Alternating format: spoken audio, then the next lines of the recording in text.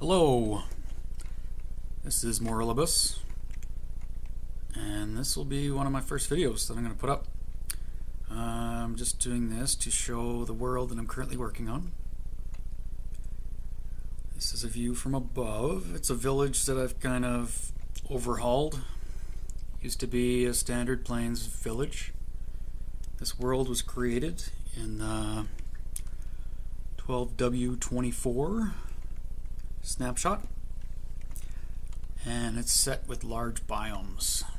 So I'm intersecting a plains biome, a swamp biome, and a jungle biome over there.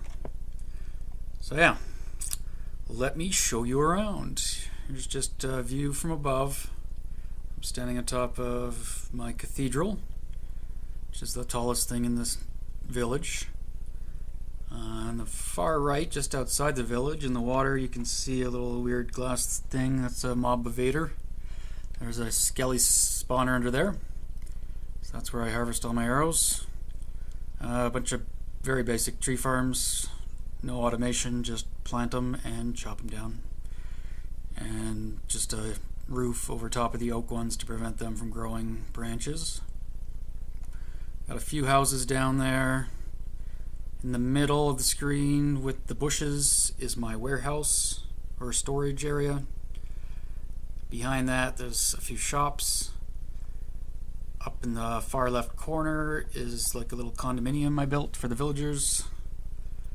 And then beside that is my wheat farm, which is the stackable vertical design, I guess. I don't know what they're called. Beside that one is a little automated sugar cane. And then some basic farms. I just breed them and slaughter them. No automation there. And then there's some sheep inside that light wood building there. But I'll show you close-ups of all these things as well. This is going to be kind of the estates area of the map. I'm going to try to build some bigger houses. Currently only have 2. And I transported a couple villagers over there. And so far they're staying. So yeah. This is the village. I erected a giant wooden wall.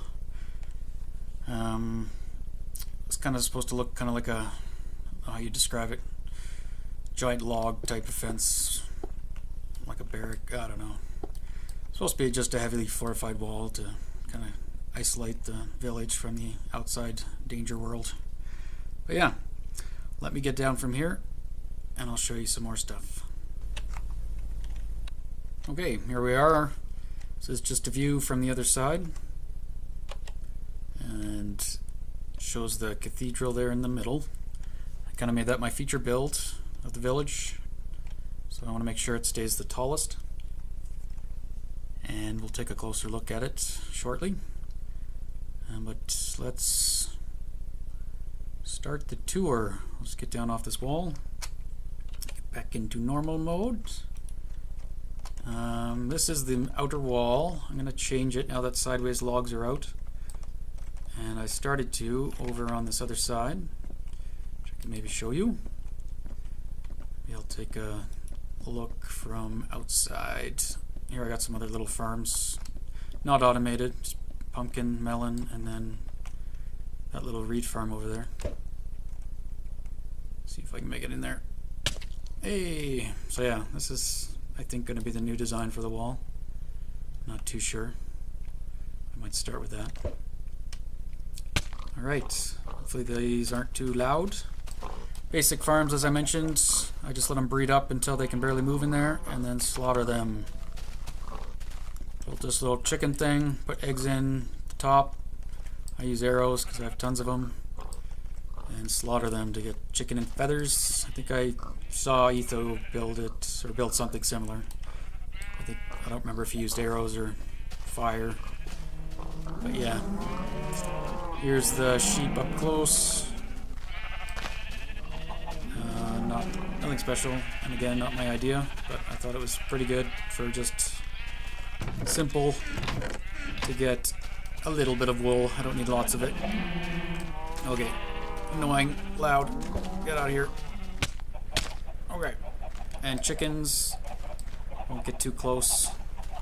There's two settings, destroy, harvest. The destroy diverts the water stream, so they land on cactuses.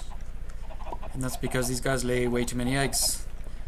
So I have it on destroy right now. Harvest drops them into a stream and drops it down a chute all the way to bedrock, which we can look at after. Very nice. Little glitchiness. Here's my reed farm. It's the standard design where it just chops them as soon as they get to 3 high. So this one's automatic. I was going to put a manual mode on it, but I never did. And it uses a bud array, which is MCLastUsername design. He uses it in his day-night sensor, which I also have built in this village. So the way it works is as soon as any one of them in a row gets to 3 high, it'll detect it and it'll chop them. So each row is independent of each other.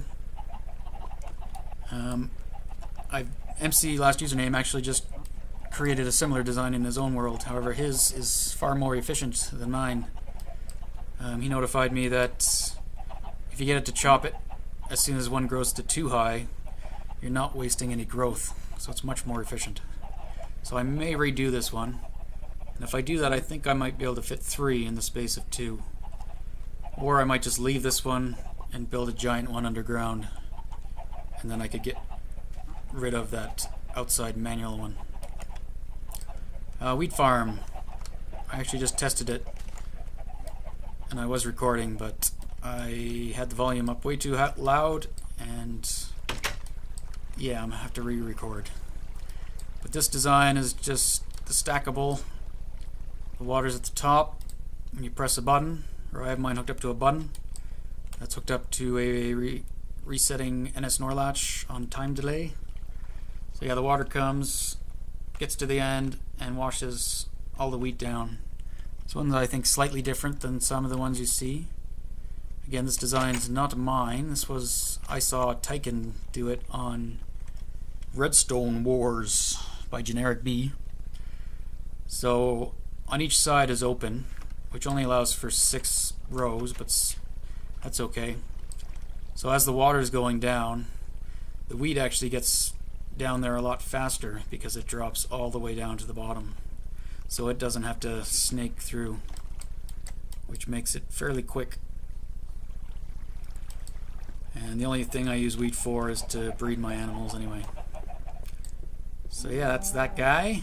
And we'll just do a clockwise tour of the village.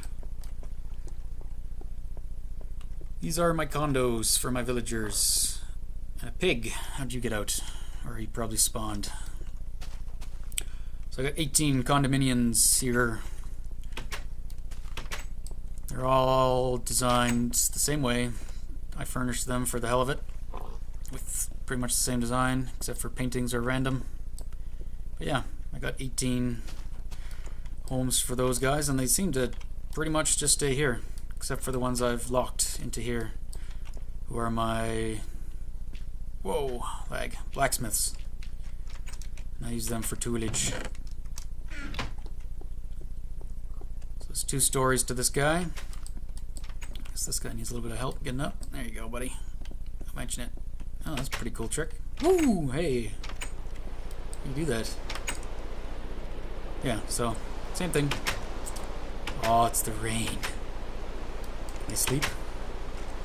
Sweet. These are also where I go to sleep. I don't actually have a house in this... A house? A house in this village.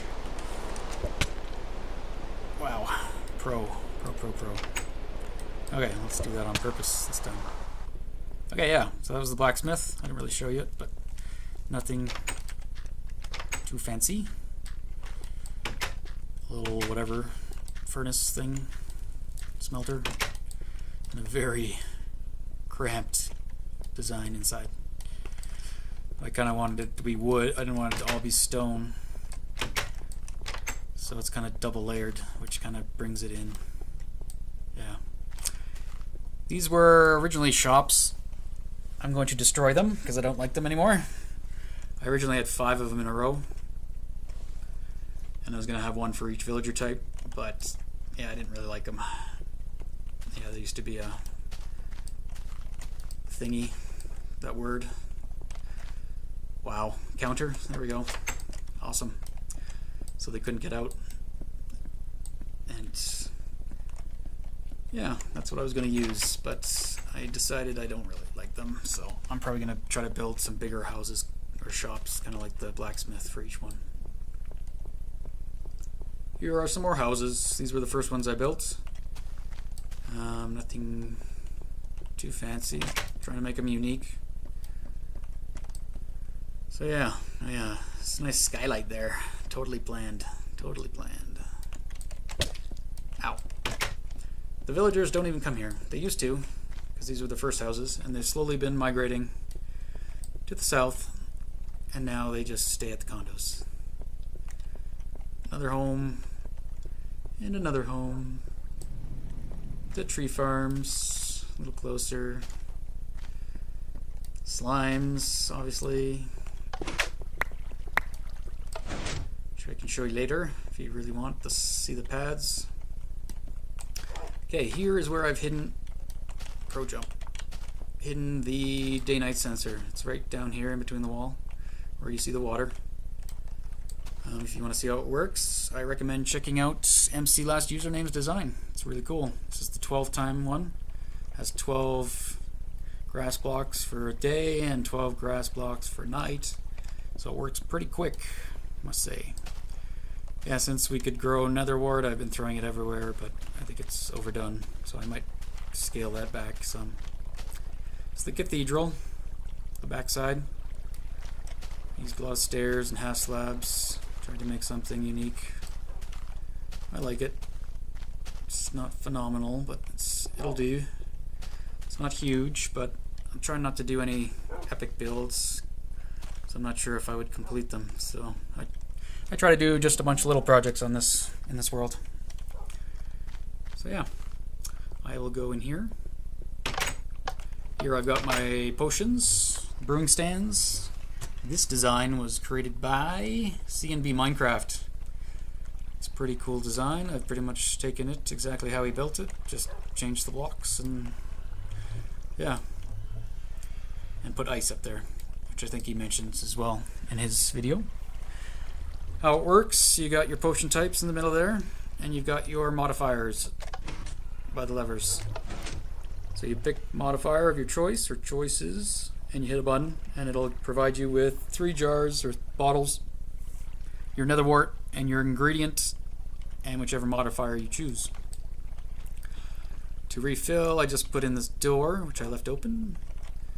It's also CNBMinecraft's design as part of his 3x3 piston door design, but I just used the bottom part, the double extender, and that just gives me access up here to all the workings, and so I can refill. Alright, check out the rest of the cathedral. These spiral stairs goes up to pretty much nowhere. I don't know if we can get up there. Oops, not like that. I thought I'd make it higher. A lot easier with the cursor.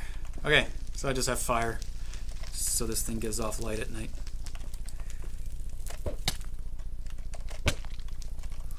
Whoa, failing. Ultimate fails. Alright, that's where I have my enchanting table. It's nothing fancy, there's no mechanics, you just enchant. Put up torches if you want to disable the bookcase. Oh, some nice dirt. Gotta fix that. And there's my portal to the nether, which I will show you shortly. Alright.